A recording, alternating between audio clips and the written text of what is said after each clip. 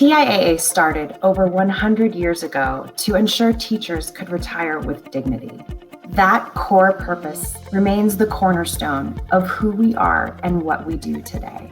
We believe in valuing our people, acting with integrity, helping each other succeed, and building a culture that allows everyone to contribute their unique skills and talents. 9 News Leader of the Year finalist Lorii Rabinowitz holds those same values. She has built her career on the importance of collaboration, transparency, and making sure that everyone has a seat at the table. TIAA congratulates you, Lorii. Thank you for all that you have done for our community.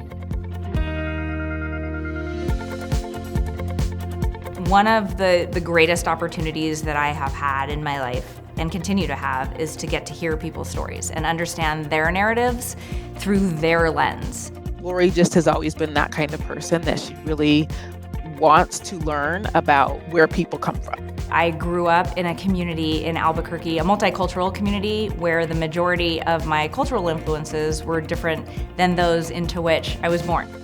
I felt like the cultural influences that I was lucky enough to grow up with really shaped my life, and I still feel like that to this day. But I also now recognize that I haven't and can't fully understand the exact experiences that the closest people to me in my life have lived through. She will talk about white fragility and white privilege. She also realizes that knowledge and learning is not the exact same thing as experiencing. She doesn't claim to have all the answers, but she will work tirelessly to find the best response for people. It's important to me to be an ally, to be an accomplice, to be an advocate, and to leverage connections and access in ways that lift and elevate. It's really, really important to gauge what we learn from our colleagues and what we learn from our students and what we learn from our families, especially in this environment where folks are feeling so disconnected. And I think all too often decisions are made for others instead of asking others what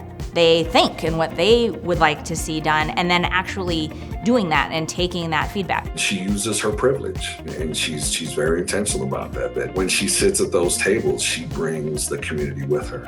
What can I do and what can we do as an organization to leverage the connections that we have, and how do we make those connections our students' connections and our staff's connections and uplift and elevate and amplify their voices? If there's not a seat for someone at the table, it's my responsibility to build that seat, to pull out that chair, to bring that voice and make sure that that is happening. She just comes with, a tremendous breadth of skills and abilities, and she uses all of those for the benefit of our organization and our community. I hold tremendous gratitude for the skills that I've been lucky enough to acquire over the course of time and the relationships that I've been lucky enough to build. When you first told me about this award, I just chuckled because, of course, you are the perfect candidate for this award. You're open, you're genuine, you're strong, and you're vulnerable at the same time. I think you are an amazing leader. I continue to learn from you all of these years, and I'm just so proud of you. Congratulations.